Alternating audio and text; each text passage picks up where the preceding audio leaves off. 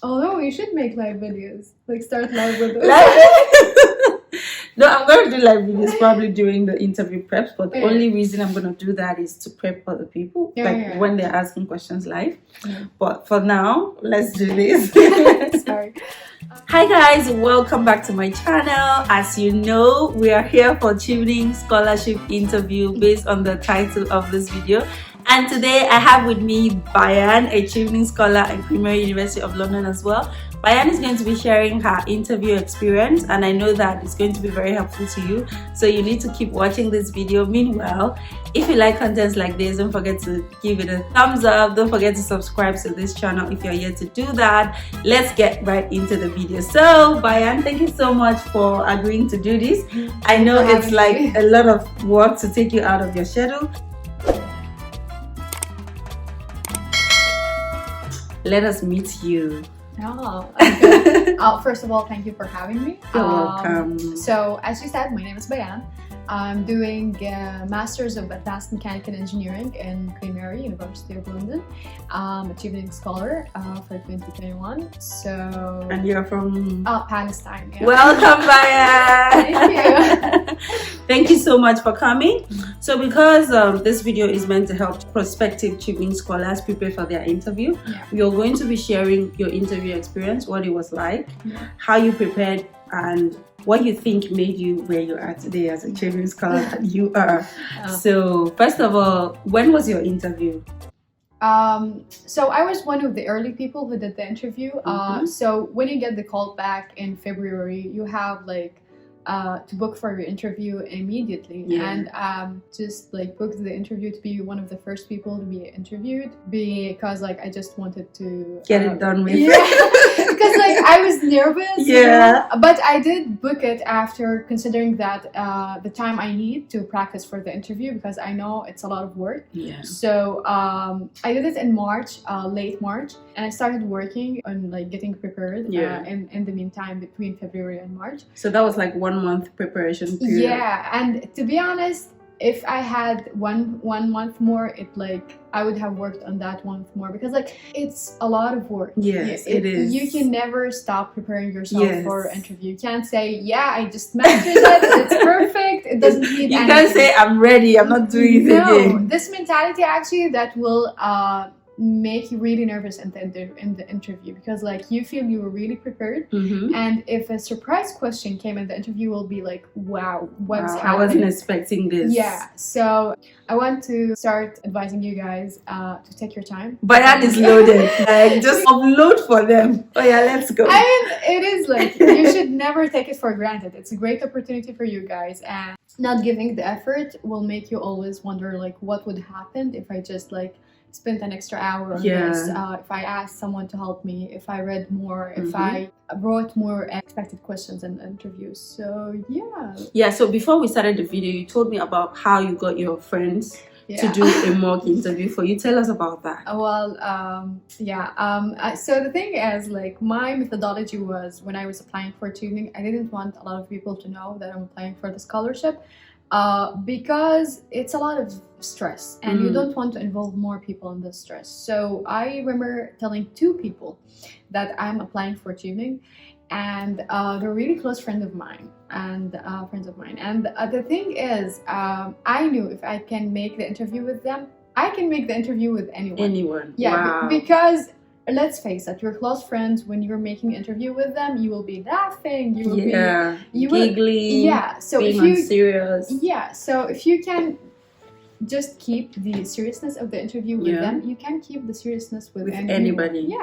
So I remember telling them that I'm preparing for this scholarship and I need your help, and I made a guideline for them containing predicted questions based on my application. And I basically put grade for every question in that file. I asked them to add more questions they think like it will be suitable.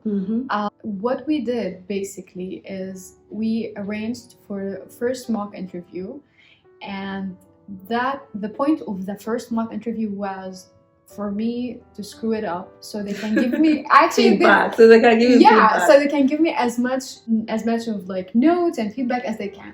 And that's what happened basically. Is like the first interview I messed it up so bad. I didn't stop laughing. And like here's the funny thing, like I wrote in the guideline, if the contestant like start laughing, deduct points. Wow, that was very strict. Yeah, and I remember like the first time I made the mock interview, I got a really low grade. Yeah, it was like 60, and I was aiming for, I knew like if I got 90, that would qualify me.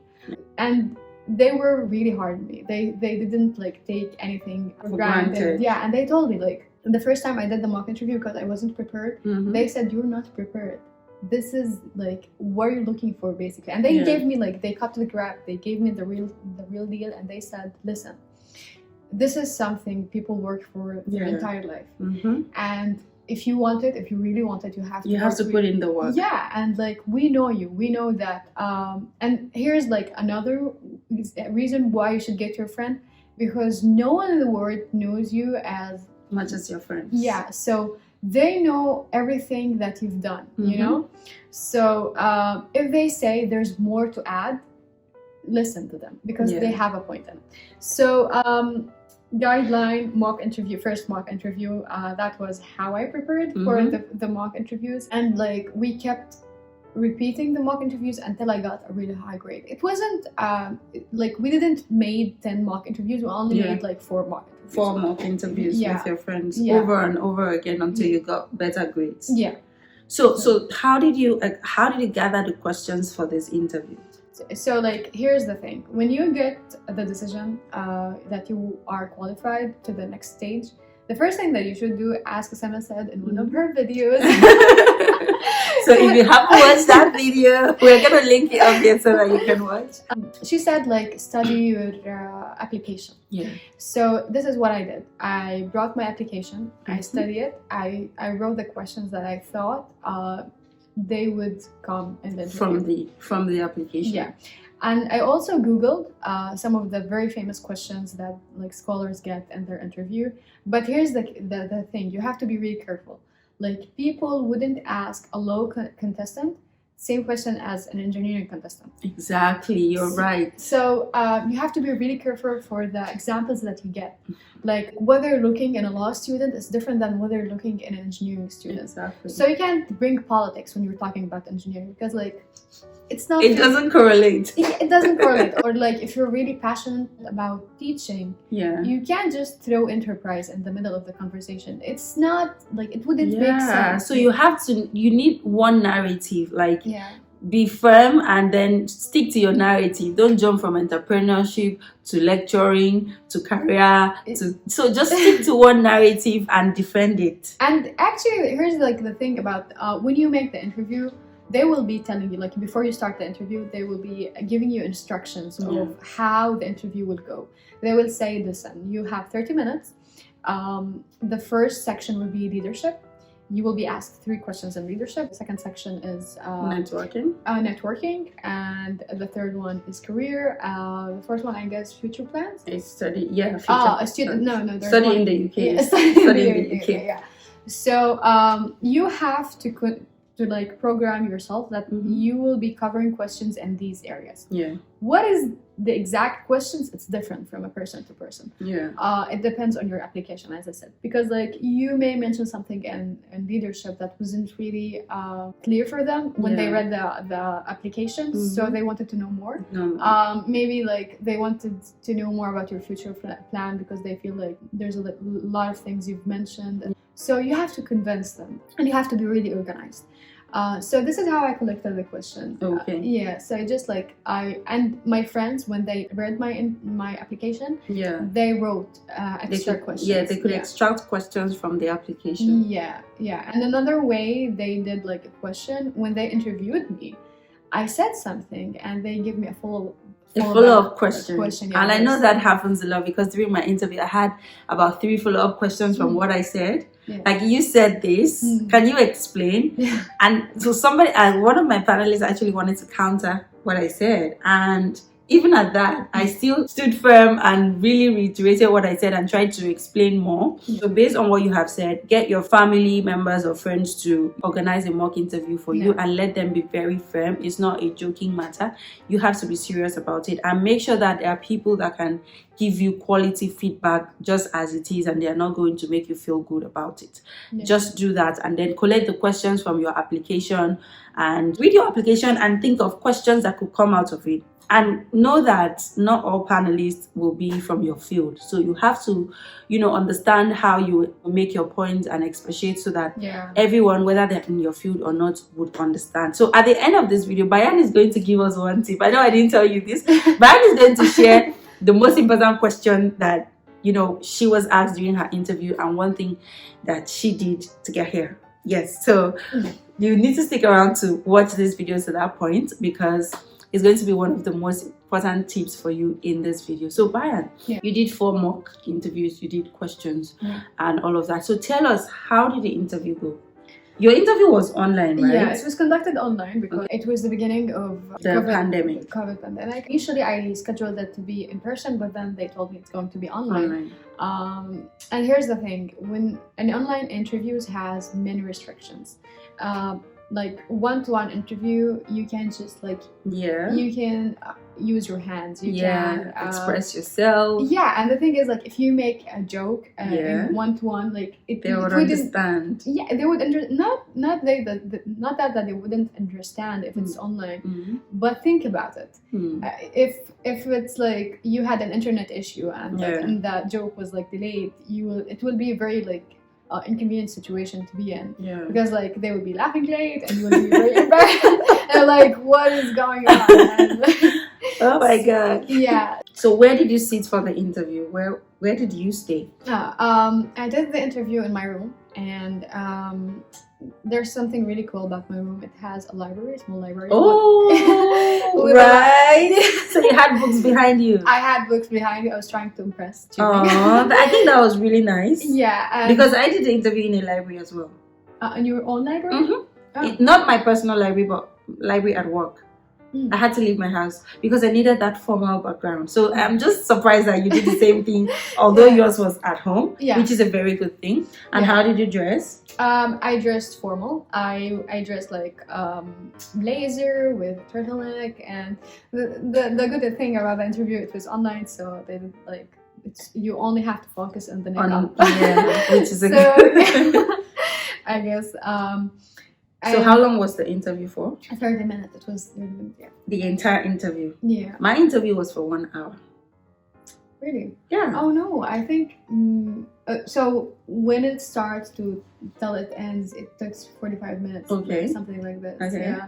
So because they have to give you instructions before you start. So they ask for identification when you start, and that takes a while, and then they give you what's going to happen next, a breakdown. They tell you now we've heard everything that you have said. We'll give you the answers in June. They give you the answers in June. I feel it was such a long time for you, right? And they give you the answers in June, the feedback for the interview. Here's the thing. The decision includes 3 possible outcomes. Either you're accepted, or you're reserved. You're reserved, or you're rejected. Yeah, you're rejected. So if you're rejected, it only means that you're rejected for this year. You can try it again next year. If you're reserved, it means that they liked you, however they may not have the fund for you this year. Exactly. And if you're accepted, then just we had some Nigerians who were on reserve, who were actually progressed to being scholars currently. Oh wow. Maybe because a couple of scholars also had double scholarships. They had Commonwealth or they had Erasmus. So when they turn it down, they are going to upgrade someone from the reserve list. So that's what usually happens. Oh wow. Yeah. Wow. So we know that based on your essays, you were invited. So tell us about your career so that they have an idea of, okay, this is the kind of field that I can apply to, and tell us what you think made your application or your interview stand out? That's a very tough question actually, because like I feel the whole point of Chevening, there is not one thing that qualify you to Chevening. It's everything that you do from Put together. From the beginning of applications to the interviews. They asked me a question, and here's the thing: there are 4 panelists. 4 or 3, it depends on the country, I guess. I had 4 panelists. One was just listening. The other 3 were throwing questions at me. But one panelist was just listening to me. Okay. So it's how to convince them. Like, they are professional interviewers, and they're going to interview, and depends on the country. In my case, they're going to interview another 100 applicants, and if you can convince the 4 of them or the 3 of them, then like your answers can't be generic. It can't be like, I like entrepreneurship and I'm going to give back to this country. What are you going to give back to this country? How are you going to give back? What are you going to do after you get here? So my challenge was to convince these 3 panelists like the opportunities that my field, mechanical engineering, and what does it offer to this country, to Palestine. Why do we need mechanical engineering in Palestine? So I remember like I had to search a future of engineering in Palestine, and like numbers. I had to get the numbers right, to get the facts right. Like I remember you gave figures, percentages. So I did like research, and I read a paper that said like we need to invest more people to pursue their masters, their PhD, and come back to Palestine. Because we need to level up the education, the postgrad and the undergrad programs in Palestinian universities. And that was a study that was conducted by a Palestinian university, and they said like in the study we have lack in resources when it comes like to engineers, and like the opportunities that we have right now can be limited to lack of experience, lack of research methodologies, lack of people basically. And I have the numbers, the exact numbers. Wow.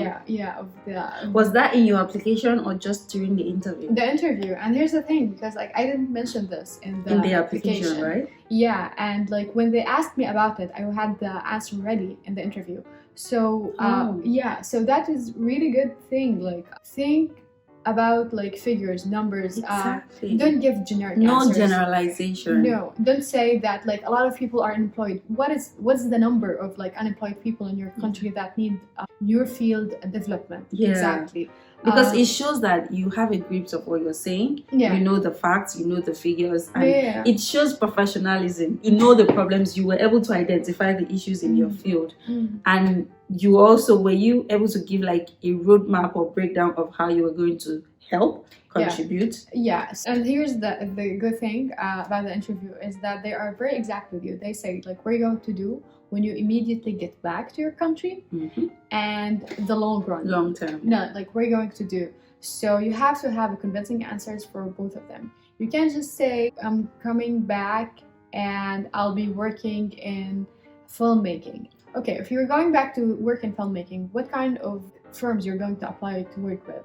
Or like what kind of contributions would you make in your field, and how the masters will contribute in having more opportunities in these firms.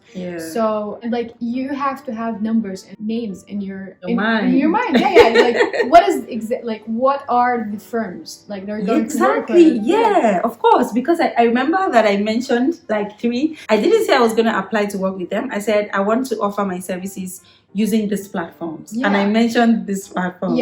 And just like be exact, and this is very, very important. The more details you give, the more convincing you are. The more professional you are actually. And this is in life. So that means that you stepped out of your application. You didn't just restrict the responses you gave to the things that were already in your application, because they know the answers. They already know. It's already there. You don't need it to come and say it again. Exactly. I'm not coming to just repeat the answer that I said. I have to tell them more about new things. And I have to tell them like I am not restricted to certain limits. I have more, and like the reason why I was restricted to the 500 words per question is like because there's a one limit. So I just mentioned the most important things. Like for example, when they ask you about leadership and entrepreneurship, you have to keep in mind that they want to know more about your leadership qualities. So instead of telling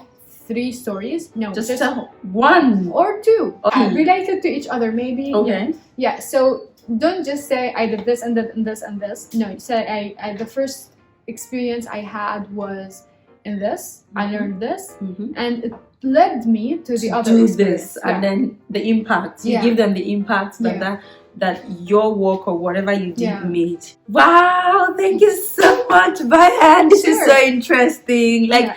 I just see right now that different people had different experiences, which is why I want to bring as many people as possible to come and share their interview experiences. Definitely. And guys, let me know if you want me to, keep doing this. You're gonna do that by liking this video, by sharing this video to more people so that we can get more views, and by dropping a comment in the comment section if you like videos like this, and if you want to appreciate Bayan for taking out the time to do this, because everyone is busy. It's just a lot. Bringing people here, you guys just have to appreciate us, and most especially Bayan. So Bayan should appreciate them because she's doing a lot of work, and like beside her thesis. So before we go, we promised them something, like bonus for people who watch to the end. So Bayan, I know that during the interview they're gonna ask you questions on all the essays. So tell us one question that was outside those 4. When I was doing the interview, like in the section of networking, they asked me a very trick question. They said like, how Chevening network will help you in your own field? Like, do you think there's like enough people that will help you in your field in Chevening, and the network that it has? That was a tricky question, because if I didn't search before I went to the interview, you wouldn't have known what to say. Yeah, because if I didn't know that there are a lot of Chevening alumni right now who are engineers, and they have their enterprise, or they have their startups, or that they're doing great job in their country and they're cooperating with many great firms, I wouldn't be able to say that a lot of Chevening alumni are in engineering fields and they have like experience that can guide me in my career and tell me what can work, and it doesn't have to be in mechanical engineering. Like it doesn't have to be in your field. Yeah, it can be engineering in general. It can be computer science. It can be basically STEM. Here's the thing, like I remember the name of one of Chevening alumni who had a startup in India. Working in a very interesting thing, and it's related to mechanical engineering. So I said one of Chevening alumni, and I said his name, and I feel like actually that was one of the reasons why I'm here today, because I was prepared. Like I know my facts. I knew like the what details. And digits, I did my figures, research. And here's the thing, like in Chevening, they want the person who came prepared, who came ready. Like who did his research, her research. They want to give the opportunity for this person, because they know that he's not gonna take this scholarship for granted. Yeah, he's going to work hard. Like So. Oh, thank you so much. Thank you so much. I don't feel like going. But before we go, prospective scholars are watching. Tell them one thing that they need to do to get ready for their interview. I know that we've said a lot. Just one last tip. One last thing, like immediately before the interview, get your sleep. I know it will be very hard, because like you'll be very nervous and everything, but get your sleep, and says like, no matter what happens, let it happen, because like if I get the interview, if I get the scholarship, okay, great. If I didn't, I have feedback for the next year. Exactly. So just like go to the interview with this mentality. It's not the end of the world. If I don't get it this year, I would do better. Like put the feedback into practice, because they're always going to give you feedback. And work really hard, so you wouldn't regret not working hard in your interview. So and all of the best luck for you guys. Thank you so much, Bayan, for doing this. Thank you so much. I'm sure you guys appreciate Bayan. Do well to like this video. Drop a comment in the comment section, but just appreciate Bayan in the comment section and let's know if you learned anything from this video. Bayan, tell them to like and subscribe. Yes, like and subscribe, guys. You should. And share this video. And share this video among your friends. And then if there's any other interview video that you haven't watched, because so many videos are going to be coming up on interview on this channel, if you haven't watched those videos, you should do well to watch. And we'll you want me to repeat this? We will catch you in our next video. Bye bye. Bye. So we're good to go. Okay, girl. You're so cute. I like your hair as well. Thank you. Okay.